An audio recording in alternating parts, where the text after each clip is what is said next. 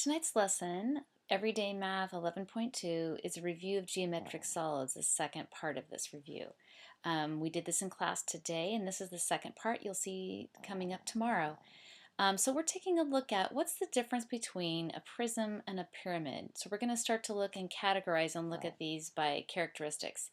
So a couple things to keep in mind. First, you can see right here, here's a picture of a cylinder, and this is a rectangular prism. In this case, it's a cube, which means that all of the faces are identical.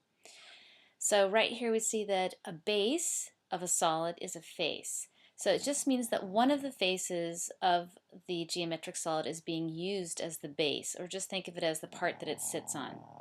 And that is Chloe snoring. Shh.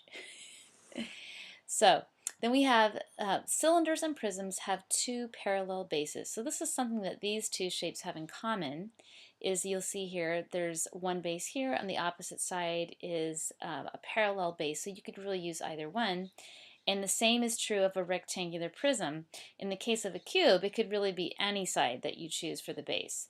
But for all rectangular prisms, you could pick one or the other, opposite each other, to be the base.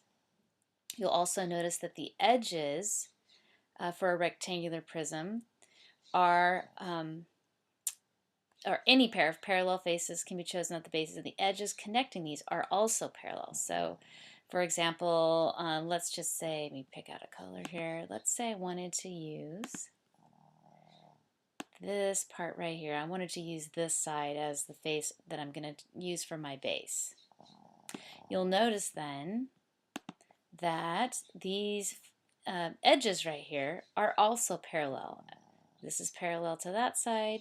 The right side is parallel to the left side. That edge is parallel. Okay? And okay. So moving on to the next slide.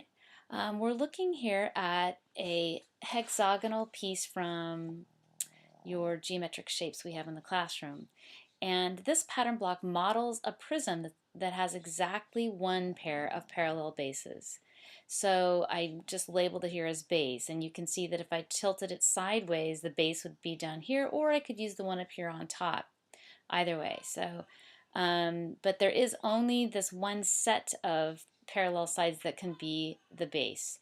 So we ask, well, why couldn't this side here be the base, or this side, or any of these along these rectangles on the sides? And the reason is that you can see right away that the edges, remember we were talking about with the rectangular prism, that the edges have to be parallel. In this case, you can see that they're not. They're going out at angles all the way around that are not parallel. So that's the reason why, even though this has an opposite side that's parallel, so here's this rectangle, across the way is another one that's identical, the edges that are connecting it are not parallel. And so that's why the only base that works for a hexagonal pattern block would be this hexagon shape right here, and if we flip it sideways, either one, the top or the bottom. So let's compare rectangular prisms and pyramids using this Venn diagram that I've created. So we're going to look at the similarities and differences. So starting with the rectangular prism, the bases are pairs of parallel and congruent faces.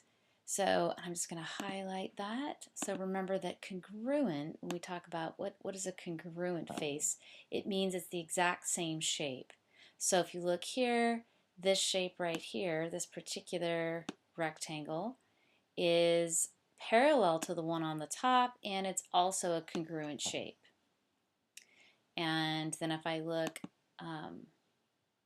over here, that's not going to work, so I'm going to undo that. All right, but you can see that this one here, if I were to color that in, is congruent and opposite.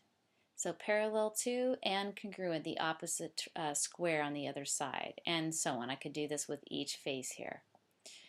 Next, there are exactly 3 edges meet at each vertex. So if I take my pen and just go around these right here, you can see that at every vertex where the edges come together, there are exactly 3 edges that meet at the vertex. All edges that connect the bases are parallel to each other. And so in addition to the faces being parallel, let's see, let's take a pen, let's make it red, and let's see, we can make that thicker.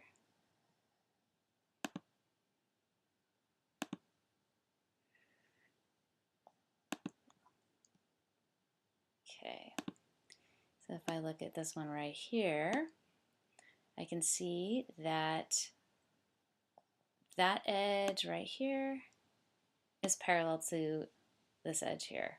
Okay, so all the edges that connect the base. So in this case, let's pretend that this one on the side is the base because it's easier to point out. And then this edge right here is parallel to this edge right here. Okay.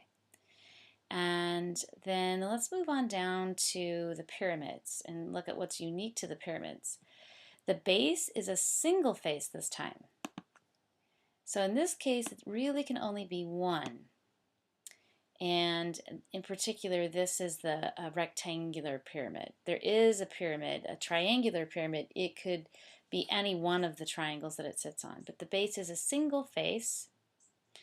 The vertex opposite the base is called the apex. So this part right here. Whoops, let me undo that. And let's get a red pen here. So this right here is what I'm talking about. That's the apex, and down here is the base, the part that it's sitting on. There are 3 or more edges meet at the apex. Okay, and in this case, we have 1, 2, 3, 4 edges that meet at the apex. But if it were a triangular pyramid, it would be 3. And now let's take a look at this section right in the middle and see what things they have in common. So remember, we're looking at rectangular prisms and pyramids. All surfaces are flat, all edges are straight, all faces are polygons. The shape of the base determines the name of the figure.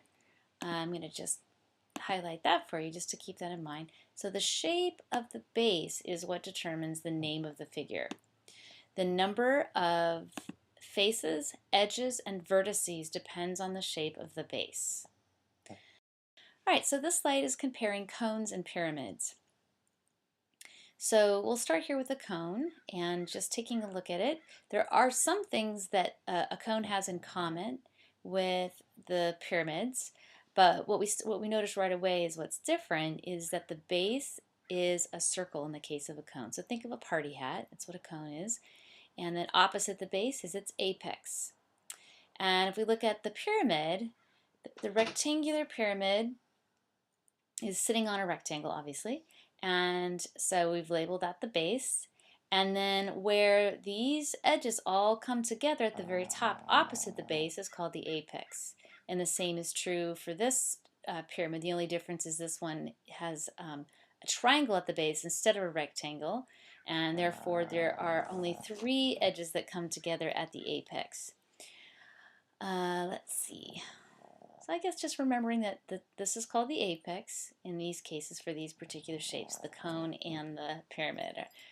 Okay, I don't know if you are hearing my dog Chloe, she's snoring, so she's trying to add her 2 cents to the lesson. All right, so that's a preview of what's coming up tomorrow. Make sure that you write down any questions you might have, and I will see you tomorrow.